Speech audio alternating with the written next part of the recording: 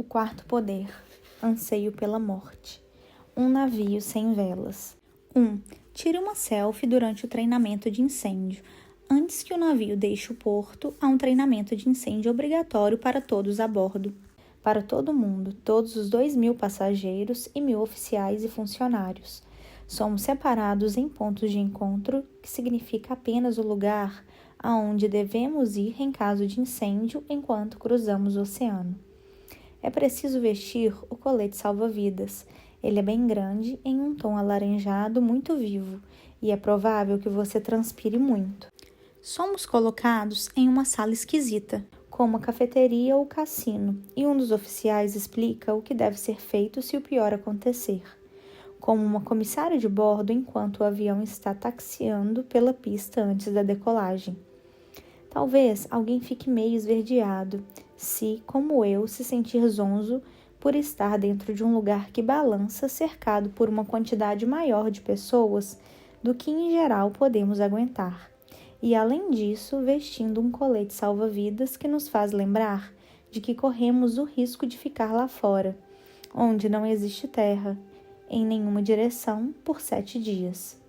Tire uma selfie pouco antes de sofrer um total ataque de pânico. E é óbvio, nunca mostre para ninguém. Essa é a foto que você acalentará pelo resto da sua vida. Ela é muito preciosa. 2. Nunca cruze o oceano sozinha. Ninguém cruza sozinho. E eu não estou sendo dramática. Esse é um fato. Ninguém se inscreve para cruzar o oceano de navio por 7 dias completamente só. Ou seja, exceto eu. Ou deixe-me dizer isso de outro jeito. Se você cruza o oceano sozinha, saiba que todos fazem tudo em pares e todos a bordo esperam que você esteja com um par ou familiar, ou pelo menos com sua mãe idosa. Ninguém nem será capaz de compreender que droga você está fazendo sozinha cruzando o oceano em um navio. Então prepare-se para os olhares, os momentos de silêncio embaraçoso e a incompreensão à medida que as pessoas que você conhece tentam entender que de fato você é solteira e está sozinha no navio. 3. Traga uma vela que funciona a bateria e mantenha a vela acesa. Porque adivinhe, a rota que o navio usa para cruzar o Atlântico de Nova York à Inglaterra passa sobre o imenso túmulo do Titanic. Sim, e é o momento mais assombroso que você testemunhará na vida. E sim, acontece no meio da noite. E você saberá disso antes da hora para ficar aterrorizada até o navio passar sobre ele, porque todo mundo a bordo falará a respeito. E quando digo todos, quero dizer as pessoas com quem você foi designado para jantar em todas as refeições. Elas são sua tábua de salvação. Ou seja, se você não ouviu meu conselho e se encontra sozinha no Queen Mary. A turma do jantar e a vela, essas são suas amarras para permanecer calma. E com ficar calma, só quero dizer parecer normal. Mantenha a vela acesa o tempo todo, mesmo durante o dia. Esse ato a infunde com o poder sobrenatural de ser essa luz estável, essa constante, enquanto os dias passam e o balanço do mar se torna um novo chão embaixo de você. Está lá com você, como Wilson estava junto ao personagem de Tom Hanks em Náufrago. E ouça, não entre em pânico se ela desligar quando o navio passar sobre o lugar de descanso final do Titanic, como aconteceu comigo. Apenas, com calma, ligue-a de novo e faça uma oração vinda da humildade repentina que você sente sendo tão pequena e desamparada e humana, ciente das braças que estendem abaixo de você. 4. Preste muita atenção em seus sonhos. Lembre-se de que depois que visitou o oceano, dormiu perto dele ou passou algum tempo caminhando ao longo dele, deixando as ondas correrem pelos seus pés, ou parando um pouco para olhar o horizonte, deixando a mente imaginar se existe algo mais lindo, mais antigo e interminável, deixando-se sentir a pura expansão, apenas trazendo respirações cada vez mais profundas daquele ar salgado.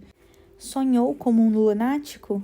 Bem, imagine como seus sonhos ficam agitados se você não estiver dormindo perto do oceano, mas sobre o oceano. É como experimentar ser humano, estar lá fora, onde nenhum ser humano pode existir de verdade por muito tempo sem água doce e algo em que flutuar. Você é seu eu, seu corpo em um interstício. Encontra-se entre massas de terra, está lá fora, além de suas profundezas, à mercê do mar. E desse navio, que tem o comprimento do Empiric State. Então, acredite, mesmo que não tenha sonhado em anos, ou mesmo sendo alguém que acorda e vagamente lembra de poucos detalhes, mas depois perde tudo logo que sai da cama, mesmo se você não tem um interesse em sonhos e o que eles nos contam, preste muita atenção neles. Escreva-os. Você terá tempo para isso. E guarde, como a selfie, na sua estação de reunião antes do navio deixar o porto. Guarde os escritos como uma pérola que o mar lhe presenteou. Não os compartilhe com ninguém. Não, se você não desejar. 5. Você sentirá uma paixão selvagem pelo capitão. Não será racional. Não será algo que contará a alguém à mesa do jantar, mas sentirá uma paixão selvagem pelo capitão, independentemente da idade dele e independentemente de sua orientação sexual. Ele se tornará aquele Deus que você sempre disse que não existia, o que tem barba e lhe fala no Antigo Testamento com uma voz sem corpo. E você confiará e acreditará em absolutamente tudo o que ele disser. E acontecerá ao meio-dia exatamente todos os dias da viagem. Você aguardará ansiosa por esses boletins diários como fiel espera um sermão de domingo. Pedirá silêncio às pessoas ao redor que estão, de algum modo, alheias ao fato de que Deus está falando pelo intercomunicador. Ele lhe informará com precisão em longitude e latitude onde você está naquele azul maluco que se estende em todas as direções até onde a vista alcança. Informará onde, naquele dia em especial, está a massa de terra mais próxima, o que trará a sensação de conforto e terror ao mesmo tempo. Contará trechos curiosos da história marítima ou fará comentários inacreditáveis acerca do mar. Por exemplo, nesse exato momento estamos passando sobre uma cordilheira. Mesmo depois que o capitão se retirar, você permanecerá no exato ponto onde esteve quando ele começou a fala diária. Deixará aquela visão dominar você e todos os seus sentidos, absorvendo essa realidade que apenas os alquimistas alcançaram. Como é em cima, é embaixo. Verá o casco do navio e deixará a mente viajar por léguas até vê-los, os cumes da cordilheira, os picos que por um milagre existem lá embaixo. 6. Faça o sinal da cruz em si mesmo incessantemente. Nunca consigo me lembrar se devo ir para a esquerda ou direita antes de tocar a área do terceiro olho na testa. Eu me atrapalho toda vez. Portanto, se souber como fazer o sinal da cruz em si mesmo e ele funcionar para você, apoie-se nisso. Ou se, como eu, você se confunde por completo toda vez que tenta fazê-lo, recorra a outra coisa. Qualquer coisa que o faça se sentir abençoado quando algo bom acontecer enquanto estiver no mar. Alguns exemplos. Não sei quais serão as chances de pequenas a não existentes de que eu conheça alguém a bordo, a não ser, é claro, que o que tivesse convidado. Mas não apenas conheci alguém a bordo, como também me sentei exatamente ao lado dele na mesa de jantar designada para mim, mesa número 1. Ele é um dos melhores amigos de minha melhor amiga Dona. Nós nos conhecemos sem nos lembrarmos, 7 anos antes, quando eu dei a bênção no casamento de Dona. Ele viajava com a mãe, celebrando o aniversário de maneira marcante. Toda vez que nós falávamos sobre escrever, ele é autor. Ou cada vez que veio em minha defesa, quando as 3 moiras me examinaram de cima a baixo, falarei delas em seguida. Eu quis me persignar. Em vez disso, entoei a prece do coração. Ou quando trechos em francês de Jane Eyre me vieram à mente para meu alívio, quando não conseguia dormir depois de que a minha velhinha apagou bem no momento em que atravessávamos o túmulo enorme do Titanic. Eu fui direto para a prece do coração repetidamente. Ou quando o homem de Devon, de meia-idade, tranquilo, sentado com a esposa do outro lado da mesa de jantar, de repente interrompeu a conversa para nos contar sobre um programa que viu a respeito de Maria Madalena. E todos nós olhamos para ele, de início como se estivesse possuído ou tendo alguma experiência fora do corpo, porque o homem raramente falava, muito menos chamava a atenção de toda a mesa.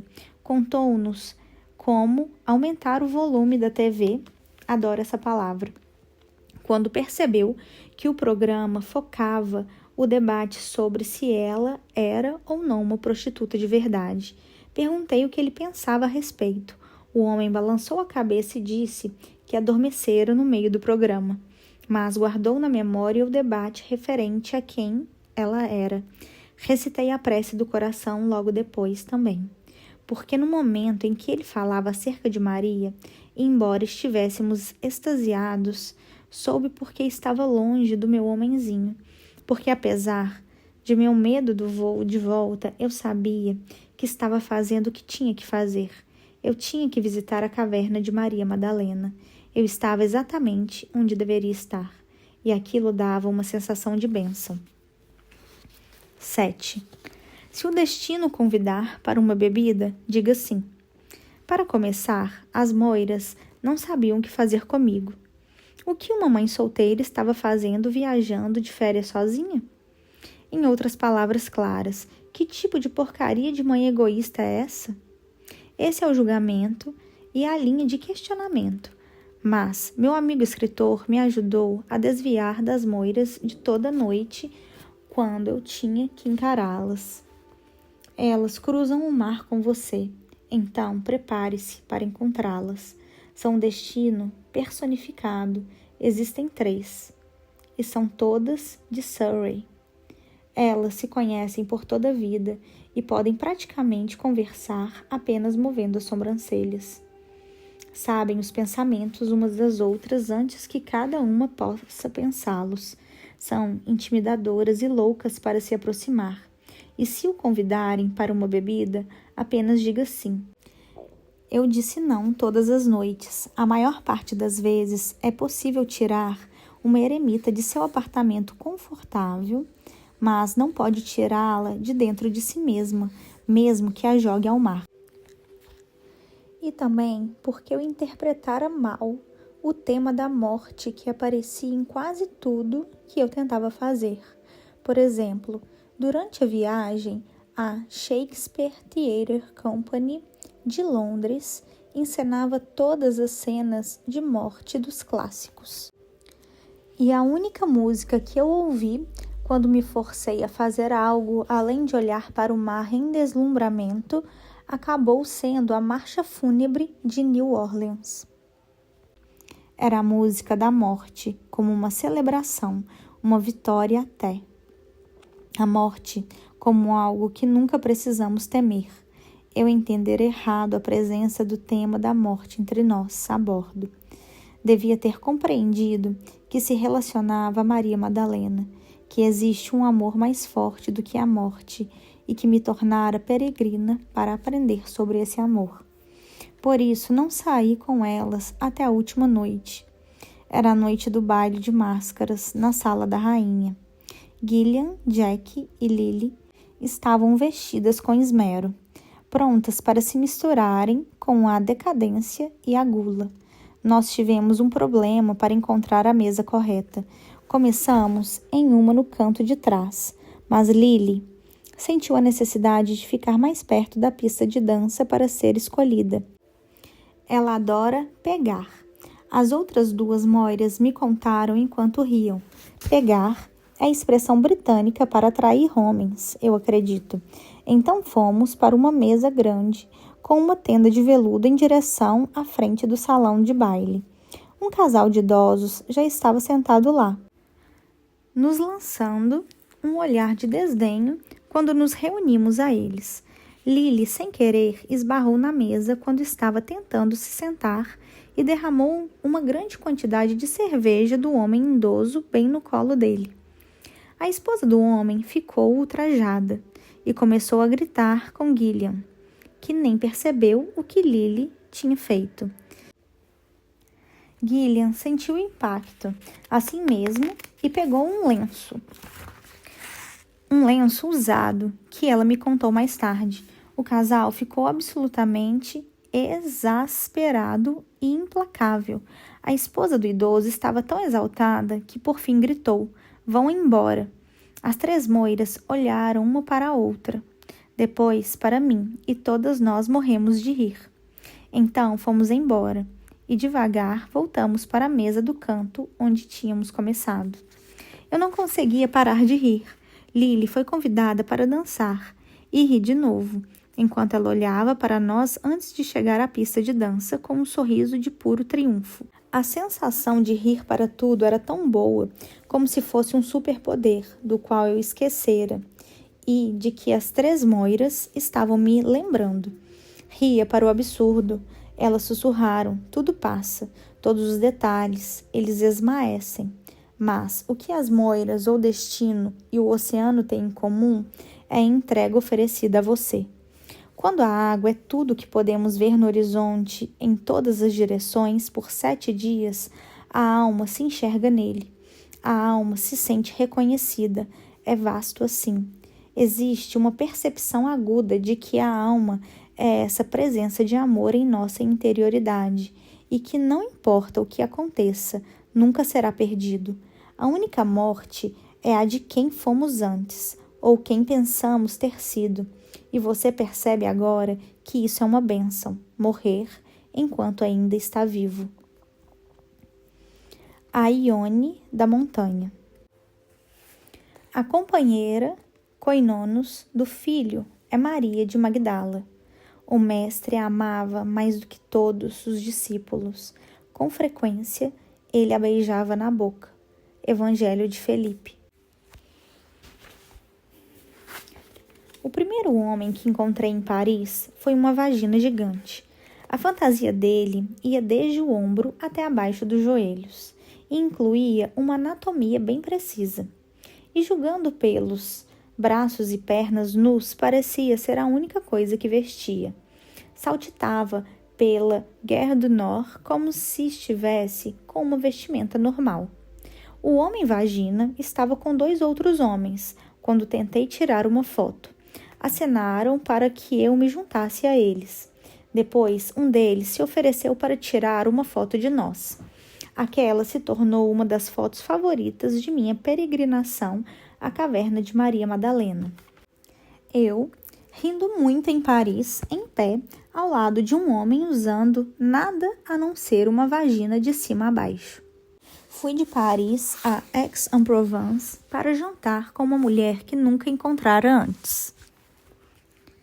Rose tinha enviado uma mensagem para mim pelo Instagram pouco antes de eu embarcar no Queen Mary.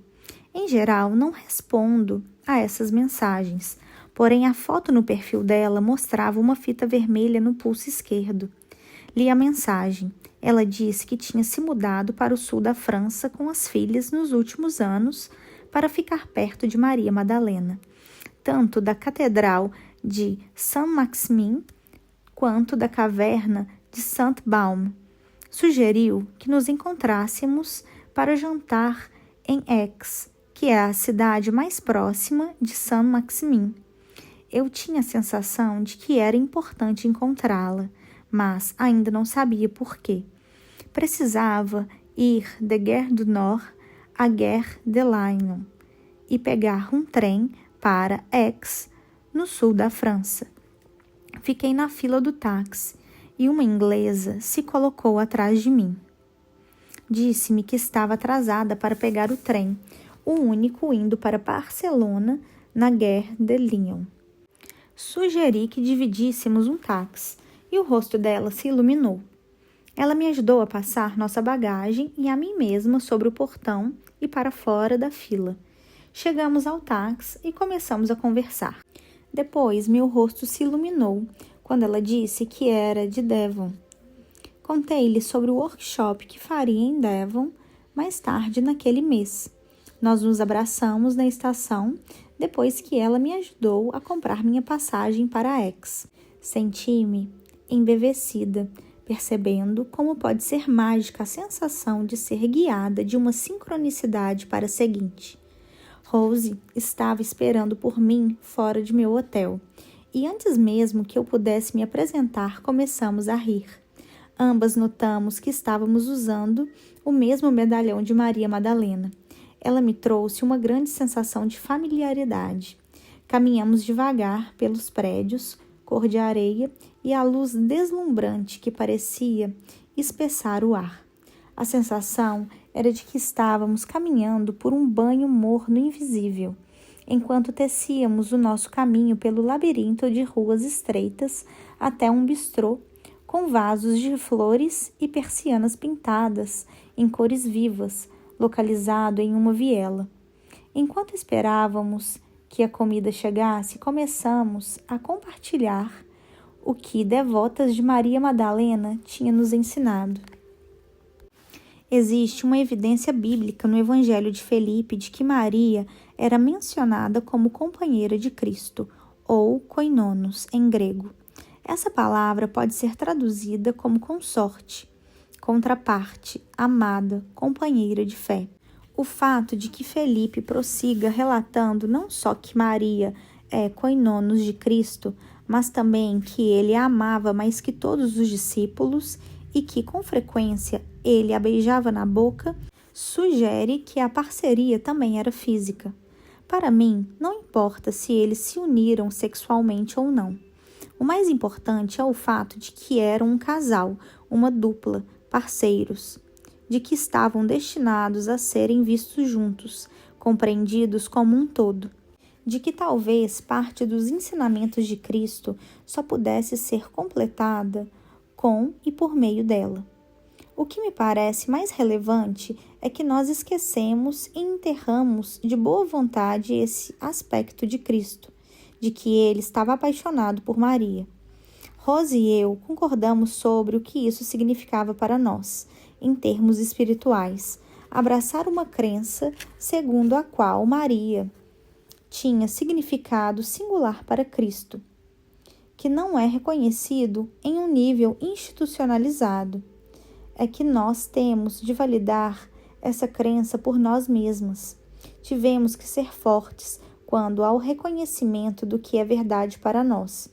E ambas sentíamos como sendo algo que nossa devoção a Maria Madalena tivesse nos pedido pessoalmente. Foi necessário aprender a acreditar em nós mesmas, em nossa própria voz, no que nós sabemos ser verdade, mesmo se o mundo à nossa volta não confirme essa verdade. Cultivar um sentido de autovalorização parece para mim uma parte compulsória desse caminho espiritual de Maria Madalena, pois não podemos acreditar em nós mesmos se não nos lembrarmos de que somos dignos dessa crença. Senti-me bem por estar em comunhão com uma mulher que compreende Maria como eu, e estar com alguém que dedicou a própria vida a ela do mesmo jeito. A fita vermelha de Rose continuou atraindo meu olhar enquanto ela erguia o copo de água para beber. Nós nos lembramos dela. A fita parecia sussurrar. E agora nós estamos nos lembrando uma da outra, como se estivéssemos dando meia volta, vindo do esconderijo, saindo da floresta e indo para a clareira. Agora podemos lembrá-la juntas. Enquanto conversávamos, eu ingeria batatas fritas, repetindo gestos como se estivesse em uma linha de montagem. Pegava a batata, a mergulhava na maionese e depois levava à boca. Porém, quando Rose de repente mencionou a caverna dos ovos, uma batata encharcada de maionese parou, de forma abrupta, no meio do ar. Fiquei atônita. A caverna dos ovos? Disse, tanto como pergunta quanto exclamação. No início, não me pareceu real que ela existisse, que minha obsessão com um elo entre Maria Madalena e o ovo pudesse ser validada por uma caverna secreta, mística, da qual eu nunca tinha ouvido falar antes. É um lugar para os iniciados, disse Rose. Não são todos que encontraram. Depois mostrou-me uma foto do local e pude ver por quê. Essa caverna era claramente a Ione da montanha. Sua entrada era uma versão em pedra da pintura de Georgia O'Keeffe. Sulcos de pedra com pétalas de rosas puras se alinhavam em uma abertura escura. Foi por isso que eu vim para a peregrinação. Não para ir à caverna que a igreja criara em homenagem a Maria em Saint-Baume, como eu havia pensado. A de que eu ouvira falar em Sainte-Marie-de-la-Mer quase 20 anos antes, e estava aqui para encontrar a caverna secreta, a caverna dos ovos. O que ouvi na cripta de Maria Madalena? A alma respondeu: o que me amarra foi imolado, e o que me cerca foi destruído, e o meu desejo chegou ao fim, e a ignorância morreu. Maria 9:27. A Basílica de Maria Madalena, em Saint-Maximin, no sul da França, está no fundo de uma pequena rua medieval construída no centro da cidade. Há uma grande praça feita de pedras lisas e bonitas que se alonga diante da entrada. Quando passei pela porta, não me senti uma intrusa ou marginal, como em geral me sinto. A sensação era de que alguma vez houve uma igreja a que eu pertencesse. Seria essa basílica onde Maria Madalena é muito lembrada e venerada. Rose ficou esperando do lado de fora, deixando que eu tivesse um tempo sozinha para explorar a igreja. Ela tinha me levado de Aix até essa pequena vila em Saint-Maximin e depois ajudou-me na comunicação no Le Convent Royal, um convento transformado em hotel que é ligado à igreja de Maria Madalena. Explicou para a recepcionista que eu queria um quarto pequeno que tivesse vista para o jardim da igreja e que eu precisaria de um carro para levar-me à caverna de Saint-Baume de manhã. O rosto de Rose estava resplandecente quando disse tudo isso. Ela era tão pequena e poderosa, fazia-me lembrar de Sara Kali, a santa padroeira dos ciganos, rainha dos excluídos. A devoção irradiava de sua pele. Os gestos na mão para acompanhar o francês eloquente eram rápidos e graciosos, quase como os movimentos de um beija-flor. A temperatura caiu para perto de 6 graus dentro da catedral. Estava acima de 32 do lado de fora. Essa região da França é ensolarada na maior parte do ano, e nos meses de verão tem uma luz dourada constante, implacável, que se derrama sobre a antiga silhueta brilhante de Maximin. A igreja, com suas pedras grossas, de certo modo aprisiona o ar mais frio, e sua proteção do sol se apresenta como um santuário. Há uma imagem alta de Cristo feita de plástico e colocada em um pedestal perto da entrada para a cripta de Maria Madalena. Essa imagem não me deu arrepios. Cristo aponta com delicadeza para o próprio coração sagrado flamejante no centro do tórax. Veste uma toga, nas cores vermelha e dourada, e um de seus pés está descalço e exposto sobre o manto, como se estivesse dando um passo para frente. Observei enquanto um casal de idosos se aproximou dele. Os dois beijaram as pontas dos dedos e depois colocaram as mãos com carinho sobre os pés da estátua. Foi um gesto que eu tinha certeza eles faziam com muita frequência juntos, talvez todos os dias. Quando o casal saiu, fiquei parada em certa posição para que o olhar representado na imagem se cruzasse com o meu. Estava com dor de ouvido e febre baixa. As 3 moiras estavam convencidas de que me sentia assim porque nadara por muito tempo na piscina do navio. Não me lembrava de ter sofrido dor de ouvido antes. Presumi que simplesmente desapareceria, mas ficou pior. Esfregava um pouco de óleo de eucalipto em volta das orelhas todas as manhãs para tentar extrair a água. Aquilo fazia com que eu tivesse um cheiro bizarro, como uma pastilha para a garganta. Durante o dia todo, tentei tapar o nariz e forçar a saída da pressão que sentia nos ouvidos, mas não consegui. Ainda ouvia um ruído, como se eu estivesse embaixo da água, ou segurando a respiração. Notei o estigma no pé de Cristo. Foi o que o casal deve ter beijado. Eu sabia na época que a estátua, em tamanho real, foi criada para representar a elevação de Cristo. Levei as pontas dos dedos aos lábios e toquei os pés da imagem laqueados com cimento. Eu sabia que se alguém estivesse observando, perceberia no mesmo instante que eu nunca beijara os pés de Cristo antes. Depois, desci para dentro da cripta, com minha Eau de Vic Vaporub, seguindo-me em uma baforada atrás de mim. Vários degraus polidos e lisos levam à entrada. Uma estátua de alabastro representa Maria Madalena se reclinando com a cabeça virada para trás, como se estivesse ouvindo algo que a surpreende ou arrebata. Os olhos estão fechados, como se ouvisse a interioridade com intenção. Em seguida, vários degraus de pedras desiguais descem para a própria cripta, marcando com clareza uma parte mais antiga da catedral. Ficou mais frio ainda na cripta. Quanto mais eu descia, observava que as pessoas tinham gravado mensagens na parede. A escrita parecia uma linha branco-neon contra a pedra escura. O que atraiu meu olhar foi um grande M mais C, desenhado dentro de um coração, grafite sagrado. Sorri.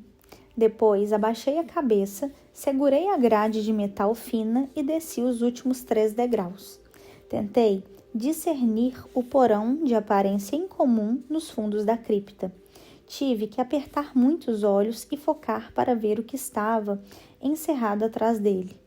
No início pensei que fosse uma espécie de águia dourada assustadora com um rosto de caveira. Cheguei tão perto dela que percebi então que as asas douradas não eram de um pássaro, mas de um anjo. 4 anjos dourados seguravam o crânio de Maria, um de cada lado, e o crânio estava envolto em tecido vermelho. Só consegui ver as bordas do tecido moldando o crânio em vermelho. Uma redoma de vidro transparente o protegia.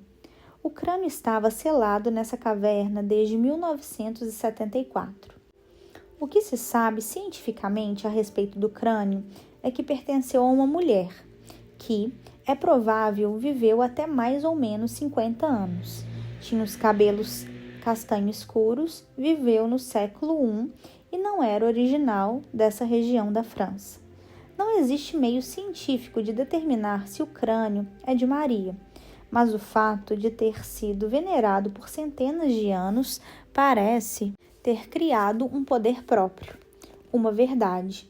Ela existiu. Essa verdade insiste. É uma figura real da história e não só uma lenda. Esse crânio é levado em procissão por Saint-Maximin todo 22 de julho em honra ao dia de Maria Madalena, há centenas de anos. Meu ouvido latejava por causa da infecção. Bem diante do crânio envolto em ouro e segurado por anjos, vi um banco usado para oração. A almofada para os joelhos era coberta por veludo vermelho. E ele rangeu um pouco quando me ajoelhei e coloquei os cotovelos na barra de madeira que serve de apoio aos braços para que não fiquem doloridos enquanto rezamos. Em Maria 9:27, por fim, a alma triunfa. Depois de confrontar os 7 poderes do ego, a alma está livre. A ignorância morreu. A alma nos conta. As ilusões do ego que amarram a alma são imoladas. Desejos e ilusões chegam ao fim, mas o que permanece para sempre é o amor. É como eu interpreto Maria 9:7. O amor vence. Enquanto inspirei profundamente e comecei a meditar, tudo que pude ouvir foi a força do sangue passando por meu coração. A infecção parecia tapar o ouvido. O bombeamento pesado e clamoroso de meu coração era de uma altura insana. Distraía a atenção. Naquele momento, só conseguia pensar em como o coração trabalha duro sempre. É uma constante, sem que percebamos. Esse é o som mais importante que me mantém aqui. No silêncio desse clamor interno, de repente ouvi: andar comigo é andar como eu. Todas as imagens cessaram de imediato, como um projetor de filmes quando o rolo chega ao fim. A veneração se torna uma coisa muito diferente quando o adorador e o ser adorado estão no mesmo nível. A mensagem, em minha opinião, significou que, se Maria Madalena possuiu todo o seu poder, ela não desejaria que eu abandonasse nenhuma parte do meu. Jamais existirá uma autoridade espiritual fora de mim que seja maior do que essa voz que ouço na minha interioridade, essa voz de meu próprio coração liberto.